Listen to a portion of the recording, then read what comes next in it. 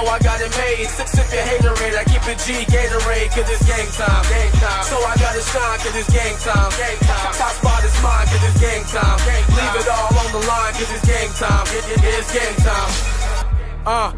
Yeah, Block's about to kill it. Yeah. Listen to my words, man, you know I be the realest. Running on E, still give it all I got. Yo, the game's on the line, and I'm Jordan for the shot. So bang, swish, that's the game winner. You looking at a veteran, you really a beginner. Signs still delivered. Welcome, ladies and gentlemen, to Center Court. We're glad that you're back. We're glad to be back. As you can see on my left, Zach is here. You know, he's been away for a while, but we're glad he's away from the show.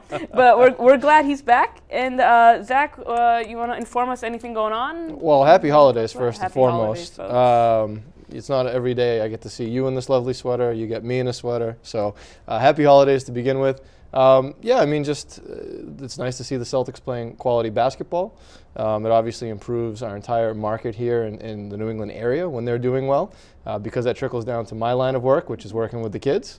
So with the Northeast 3x3 Basketball Federation, which is a division of Sidekick Sports Academy, we're excited to see so much quality basketball on the parquet, because that means more and more kids are going to be playing in our programs. So nothing of big importance to report right now, but glad to see the entire market improving as a result of Kyrie Irving and the guys in green. Yeah, that's great to hear. If your kids need camps, guys, I highly recommend Zach over here. I'm serious. So let's just get right into it. Speaking of Kyrie Irving, the averaging 24.7 points per game, 4.9 assists. He just, I mean, everyone says MVP, and it's still early in the year to kind of bring it up, but without him, they look like a mess. I think he's definitely, I mean, Al Horford's an MVP of this team as well, but I think Kyrie is definitely really taken on that leader role. Well, when they traded for him, they said the issue was going to be his defense and that he didn't really commit to defense. And in Cleveland, I guess you could argue that. Here, you see him stripping guys in the post. You see him, putting some pressure on players on the perimeter, and he can play defense. And I think that's something that he's bought into. Perhaps that's the coaching, perhaps that's the culture, perhaps that's just his role. We know he's a champion, so we knew he was going to invest in defense. And I think that's what we're seeing. So when you talk about MVPs are guys who defend just as well as they play offense. And then on offense, I mean, you say 25 points, 5 assists per game, it seems like it's a lot more.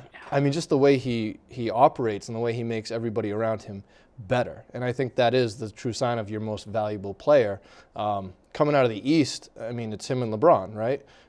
There's nobody else who's improving their teams as much as these guys. And yeah, if you were to give out the awards right now, you'd have to think Kyrie is number one.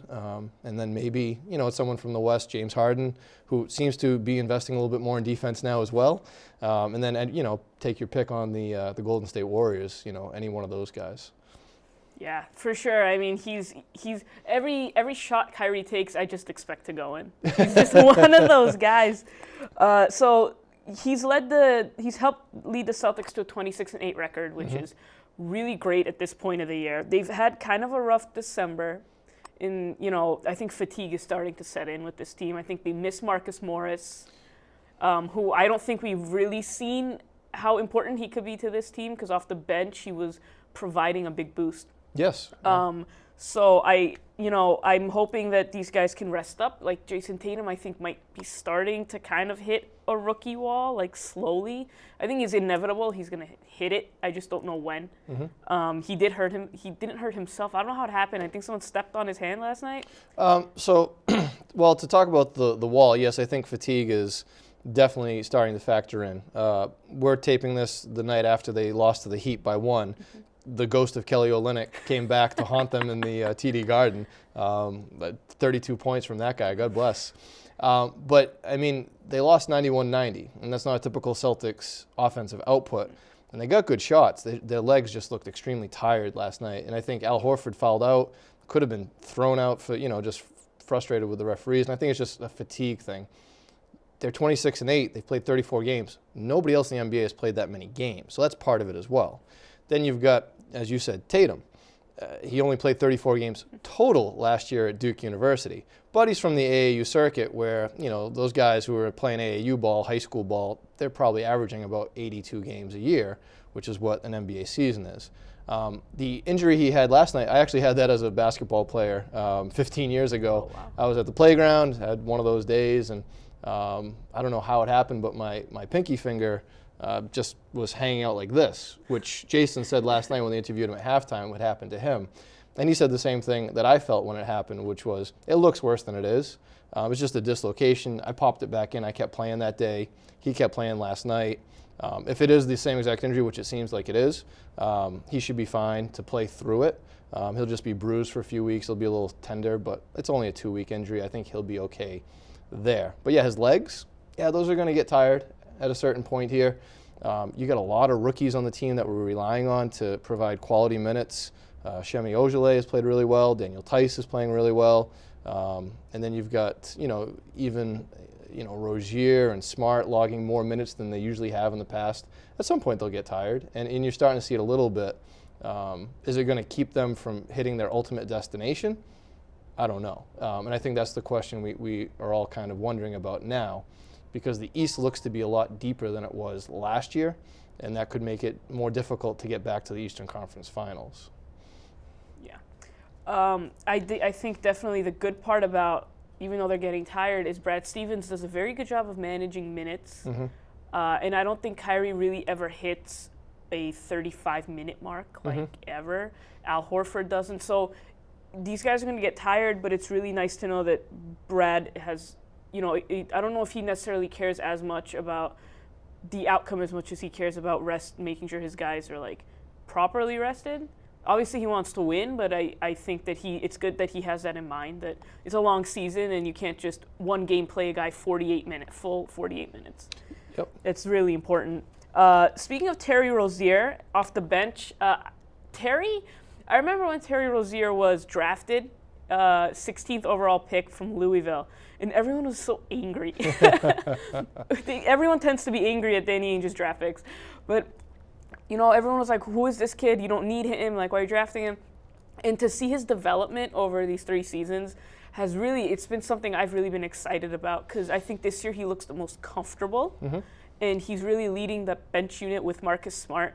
And he's not as big as Marcus Smart, but defensively he still is very good. Oh, my goodness. One of the things we forget about Danny Ainge was, as a player and as an athlete in American history, he's one of the greatest athletes all around in American history.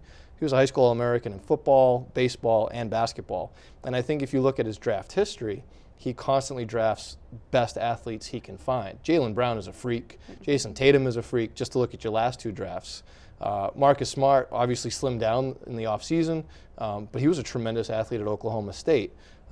Terry Rozier, like you said, R.J. Hunter was the other pick that first round. Oh, yeah. We haven't heard about R.J. Hunter since. And R.J. Hunter and James Young were the battle for the last spot on the 2016-17 roster. That's right. I ain't missing James Young, and we're not missing R.J. Hunter. And Terry Rozier actually joked in the summer, someone had asked him, do you think you might get traded? He's like, Danny ain't trading me. And Terry is a tremendous athlete. I mean, just the way he moves his legs and the speed at which he plays physically. I think mentally it's starting to catch up to him. I think he's a guy that, as he gets older and his mental aptitude catches up to his physical aptitude, you got a really good player there. They might struggle to keep him, if another team wants to grab him as a starting point guard as, we keep going along. I'm a big fan of Terry Rozier for that very reason. He started to develop a mid-range jump shot as well. He gets to the basket, fairly well. I'm a big Terry Rozier fan, and I think Danny really, really, really does a tremendous job at recognizing quality athletes. Yeah, it's great. He's built a roster full of athletic guys who can defend, and he drafted a guy who's athletic but who's offensively more talented. Coming out of college, anyway, that's what we heard about Jason Tatum, is the offense. And he's defensively surprised me, which has been a great benefit. Terry Rozier, though, yeah, absolutely. He has come out, I think, and said he thinks he's starting quality. So I think you're slowly going to start. Next year, I think that storyline's going to play out. Will they trade him? Do they have a chance to keep him? What happens with that? I think he's restricted, though, so you're probably going to see him around. So Terry's on the year after Marcus Smart, if I remember. Yes. So Marcus, we declined the option this year. Marcus could be free to go. And I've really enjoyed seeing Marcus develop. Even people people have given him grief about his shooting, but he still hit 5 threes, just last night against the Heat on a night when everyone else is tired. He clearly committed to, losing 20 pounds in the offseason, yet he still became, quote-unquote, expendable in terms of can we re-sign him before his rookie deal is up. Terry will be the question next year. And yeah, I'll be interested. I don't know how it will play itself out, but if he continues to develop and play the way he has, I think, yeah, you somehow keep Terry as long as you can, and maybe let Marcus go. But again, you got to work with the budget you got to work with and the numbers you got to work with and all that stuff. But we'll see. But as of right now, big fan of both, but certainly Terry. Yeah, I mean, they have a lot to think about because Kyrie's only 25, so obviously they want to keep him around financially speaking. Kyrie's going expensive, nowhere. Kyrie is staying in green until he's done. Yeah, I fully believe he's 100% committed to this. I hope so. I hope so. He is awesome. I think going from an organization like Cleveland to here, I think from his quotes, what I've gotten is that he really appreciates it, and it's like refreshing for him to be somewhere stable with a coach like Brad and like. Oh, I mean, the Celtics organization there's certain places where you go to be final destination, so to speak, right? You have this coaching carousel in college football right now, and even a guy like Jimbo Fisher leaves Florida State to go to Texas A&M, and where's your final destination places? The Boston Celtics are an organization that is a final destination kind of place. At least fingers crossed, that's what we can convince Kyrie Irving of, right? And I think Brad Stevens the same. I mean, it would be great to see him on the bench, until he's done, blowing his last whistle at practice. So can you get, I mean, this is pie in the sky, Bostonian thought, but could you get a Belichick-Brady type atmosphere? And I think that you could, between these two. Also, let's not forget, Kyrie is a Mike Krzyzewski disciple. He only played 11 games because he got injured his first year at Duke, but he's a disciple there. Jason Tatum is a Krzyzewski disciple. You've got Gordon Hayward, it looks like, locked up for the prime of his career. He's a guy who obviously played for Brad Stevens. So you have guys who naturally are already invested in being quality coached and being in an environment that is, intelligent. Boston obviously is the college capital of the world. You've got a lot of intelligent fans who have seen 17 banners, raised up. They want to see, that number get to 20 before Kyrie Irving is done, hitting jump shots on the parquet. That would be something, wouldn't it? I think that's the realistic goal, is it not? I mean, LeBron's going to be 33 this week. Yeah, actually. So he's going to start, hitting his twilight years. Plus, he's put a lot of minutes on that body. And he said he came into the season more out of shape than he ever has. Do I think he's done? Absolutely not. I still think Cleveland wins the East, and he's still battling for a title this year. But he's on the way out, whereas Boston looks to be potentially that team that replaces them when it's time. That's I think the hope, and a dynasty usually requires 3 championships, so that's my number. We'll get there. I would love Al Horford to get a ring. I just really like what he does for the team. Yep. Very underrated. So that would be really cool. And the East is, you look at the Central Division, the Pacers are a legitimate basketball team. Oladipo is playing outstanding. Sabonis was playing outstanding. They look to have won that deal with the Thunder for Paul George. And I mentioned Indiana because Indiana's 4th in the Central Division right now. And that's a quality basketball team. Detroit surprised when they came to town. Boston avenged that loss, but Detroit genuinely beat the Celtics that night. It wasn't that the Celtics had a bad night, but Detroit's a good team. There's a lot of good teams in the East. I don't think they're as good as the Warriors, the Rockets, and the Spurs when it comes to, cream of the crop in the conference. But the East is going to be a fight to see who gets these seeds. And I think that's going to matter as we get through. So the Wizards, John Wall healthy, that's a tough, team. They took us to 7 games last year. But no, it should be interesting. The Bulls obviously won't make the playoffs, but as you said, a little bit of a regular season kryptonite that could affect us, come May and come April when we're starting to see the playoffs shake out.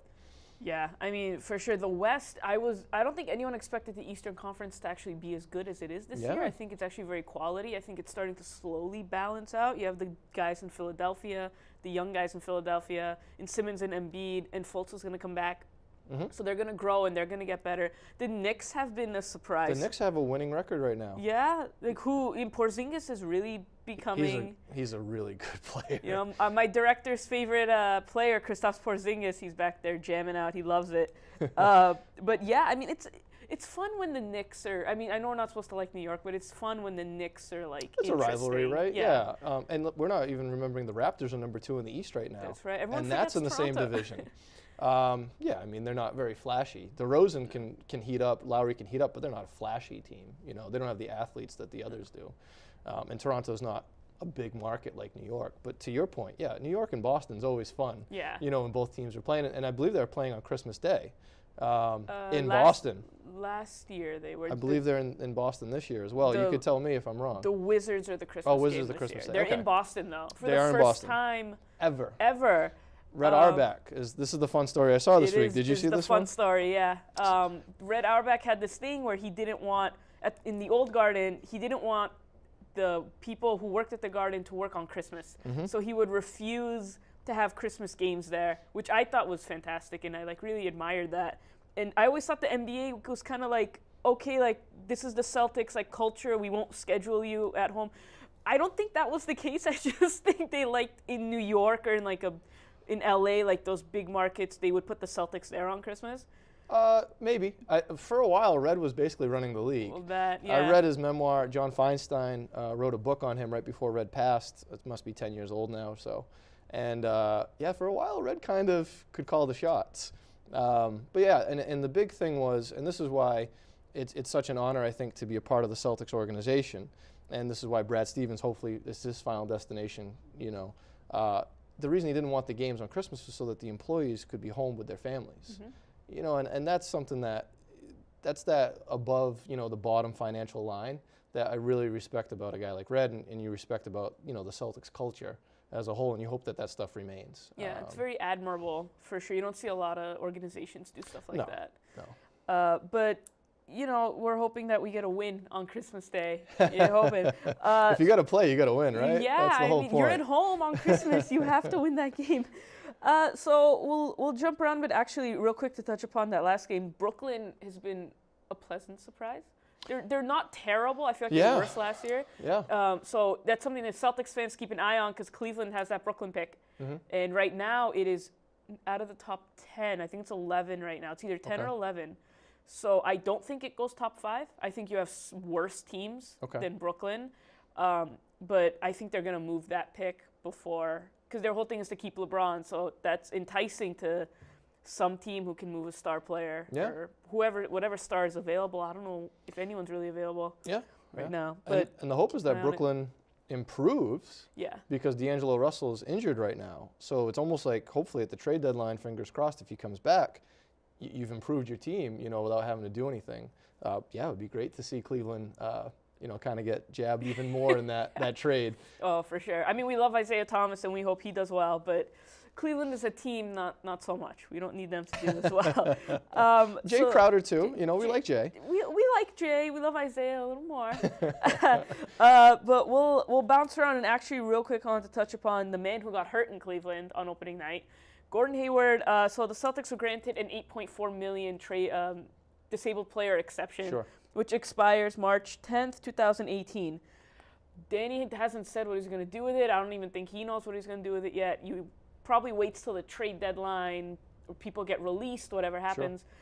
Do you think they add someone for this year, or do they add like a younger piece for maybe next year as well? Oh, I think if you add anything, you're adding a veteran. I don't think you're going to add a younger guy. We've got enough young guys who, you know, are going to need minutes, especially when Gordon comes back next year. I mean, you don't want to drop Tatum's minutes when he's playing as well as he is, for example. But whose minutes will drop when Gordon comes back? Probably Tatum's, you know, probably Brown's a little bit. So I don't think you go get a young player. And at $8 million, what's the quality level of that young player? I mean, that's like a Rozier or a Smart. So you're not probably bringing in a starter either. You're bringing a veteran. I'm just throwing out names. You bring in like an Andrew Bogut, or you bring in, you know, a big guy who can help us rebound and, you know, give some quality minutes off the bench. I think that makes more sense. And I think, you know, as wishful thinking as it might be, I don't see Gordon, you know, getting back on the court this year and playing in a game. It would be nice, but I don't think so. I think when your ankle, you know, kind of hangs off your body, you should probably sit out the season, and we'll see you next year. You know. Get healthy. It would be exciting, you know, like 5 minutes.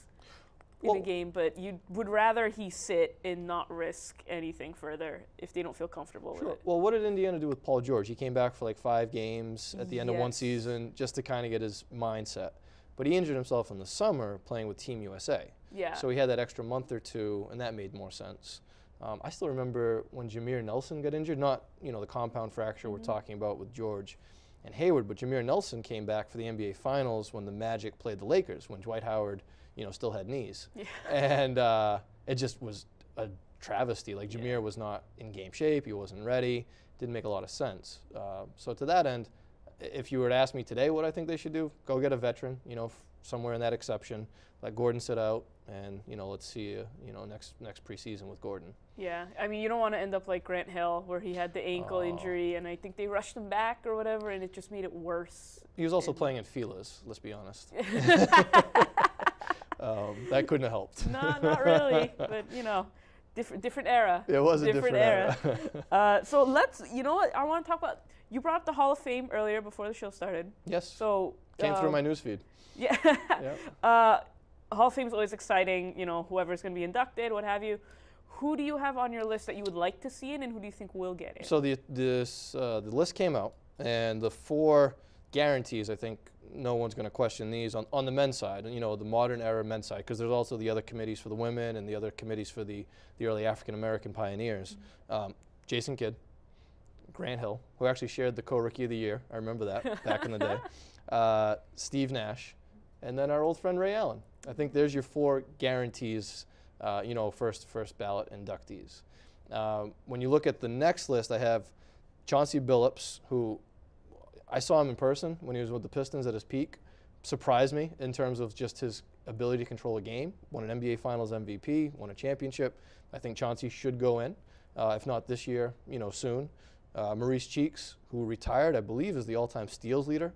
He was the point guard with the Sixers with Dr. J. He should be in already. I don't know why he isn't. Bobby Jones, also from that team. He was the big defender for them. Then you've got Sidney Moncrief, who led the Milwaukee Bucks back in the 80s. I mean, he could jump through the roof. Milwaukee could never bust through on the Sixers and the Celtics at the time, but they were right in the mix. I think he should go in. Chris Webber, from just Fab Five all the way through to his Kings days.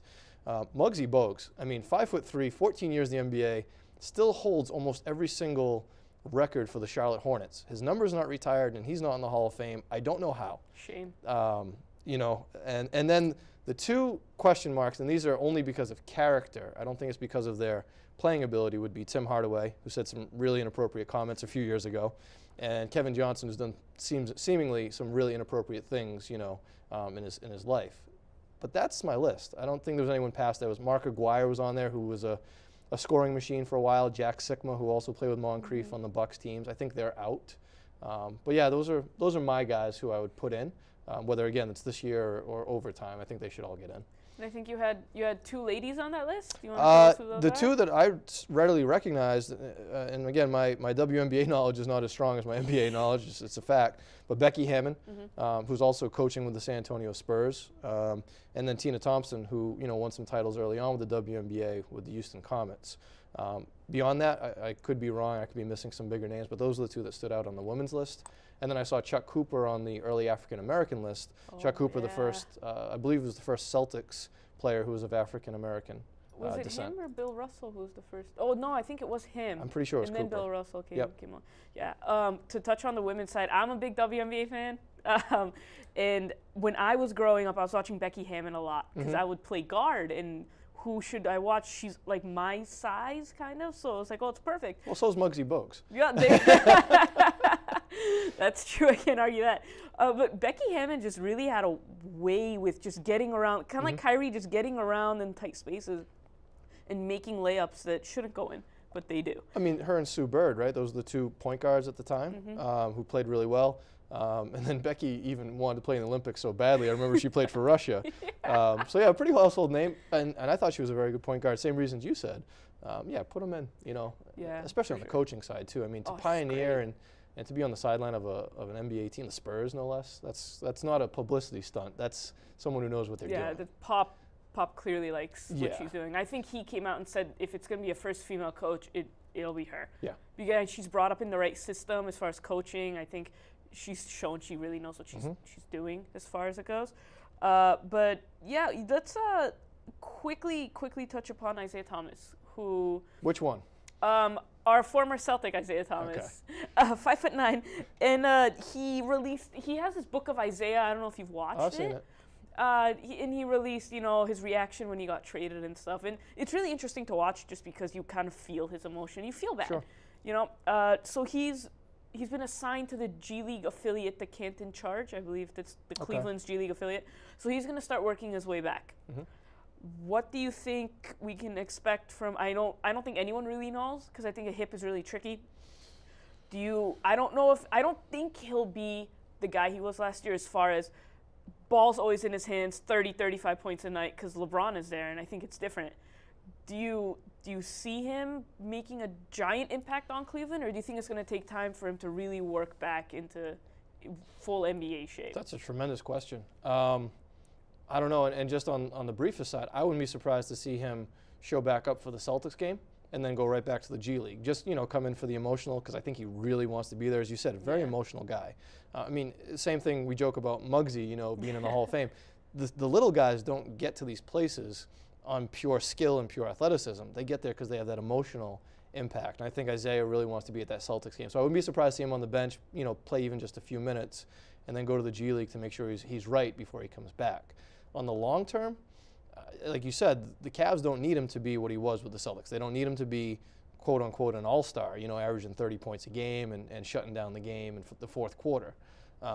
If you get half of what Isaiah was, right, you get 15 points a game early on, or get 15 points a game the whole way through, and you get half of what Derrick Rose used to be, because he's the other point guard there. That's true. And you get half of Derrick Rose at his peak, half of Isaiah at his peak, you get an all-star.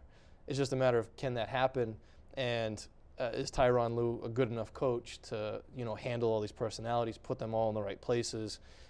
And I say Tyronn Lue is the coach because that's what it says on his title, but we all know LeBron's really the coach, GM. I think he's the owner at this point. Yeah, probably. So I don't know. I'm very interested by the story, though, and I think, to your point, we all want to see Isaiah do well, not at the expense of the Boston Celtics, though. And that's what it is. Yeah.